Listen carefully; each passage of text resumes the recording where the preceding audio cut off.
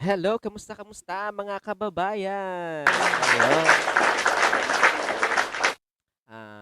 may pag-uusapan po tayo, konting reaksyon lang.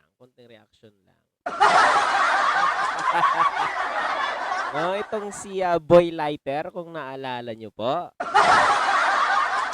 Itong laging, matapang at laging nagmumura 'no, na isang,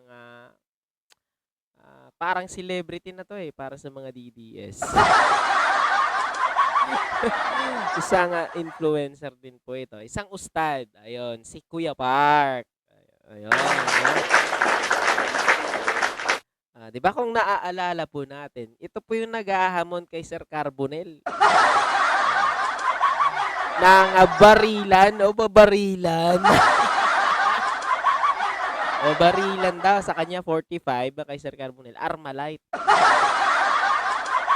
Pero nung pinalagan naman, netizen yung pumalag, yung netizen yung nagko-comment. Hindi papalag dahil si Carbonell lang daw yung kanyang, si Sir Carbonell lang daw yung kanyang kalaban. Ngayon naman, nakipagdebate na naman siya kay Sir Mark Guzman 'no, itong si, Boy Canada, kababayan natin. Tapos, pumunta na dun sa, issue ng ano, ng infrastructure 'no. Alam naman pala natin kino-compare kung anong ginawa ni Tatay Digong at saka ni PBBM. Hanggang umabot, doon sa issue ng flood control, pinasok. Pati itong si Boy Lighter matapang talaga, naghahamon talaga 'to. Pero nung pinatulan na siya ni, Boy Canada 'no, binababa niya. Ang galing 'no, binababa niya kasi napapahiya siya. Nung tinanong ito ni Boy Canada kung ano ba, bigyan mo ako ng tatlong infrastructure na nagawa ni Tatay Digong mo. Hindi makasagot si Boy Canada ay si Boy, Lighter. Oh, bago po tayo magpatuloy, bakit ba ito siya pinangalan ng Boy Lighter? Kasi ito yung nag-udyok ito na susunugin daw yung Malacanang, eh. Kaya nga pinangalanan nitong alias Boy Lighter. Itong ustad, pero bilang ustad sana 'no, hindi ka magmumura, eh. Ikaw sana yung magpumapagitna sa mga Kristiyano at Musliman na sana ikaw yung maging good example ba bilang isang Islam 'no, irespeto natin ang bawat isa. Ito kasi Boy Lighter mahilig magmura, mahilig sa rally, siyempre bayad.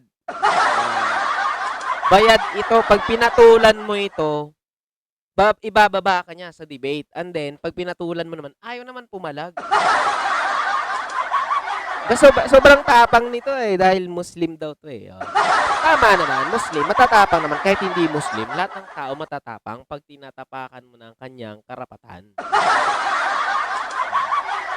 Oh, 'di ba? Hindi niya alam yung, isasagot niya, kay, Boy Canada, kaya binababa niya.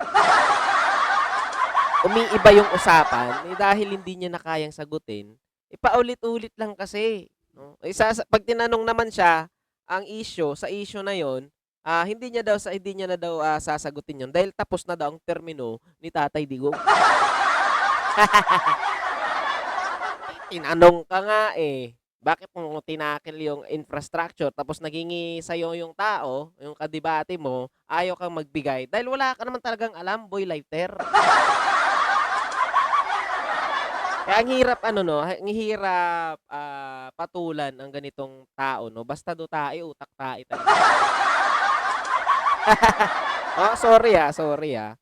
Kasi, naging loyal kayo sa mga pulitikong gusto nyo tapos 'pag, tinanong na lang, naman kayo, kung anong ginawa nila nung kanilang, termino, nung kanilang administrasyon, wala ka namang isagot, naghamon ka pa. 'Di ba? Yung sinabi niya kay Sir Carbonell, tapos, pinalagan siya ng, isang netizen.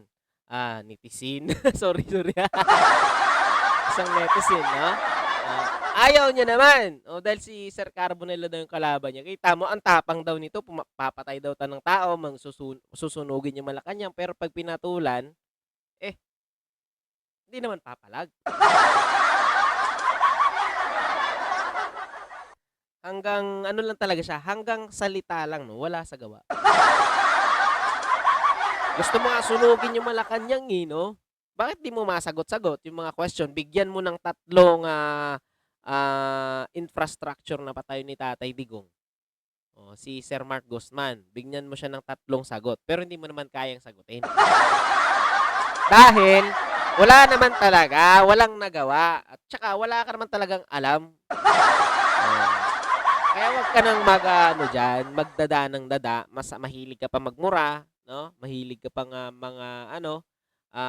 mangbalahura, mahilig ka pang magyaya, no? Ng barilan, pero utak mo naman takot.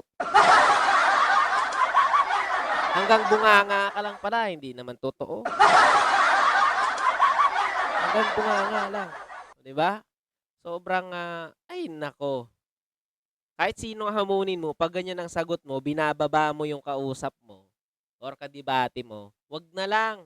Tumahimik ka na lang. Puro ka lang salita eh. At yun lang, no? Mga kababayan, ayoko kasing sa mga ganitong tao. Nirerespeto kita bilang ustad, no? Bilang kadugo, no? Bilang, siyempre, Muslim ang tatay ko. Kristiyanong nanay ko. Pero sana bilang ustad, wag ka naman masyadong ganyan. Parang lumalabas may hangin ka na sa utak eh. May hangin ka na. O, di ba? O, kaya boy lighter, yung lighter na dala mo, sunugin mo na lang yung ulo mo.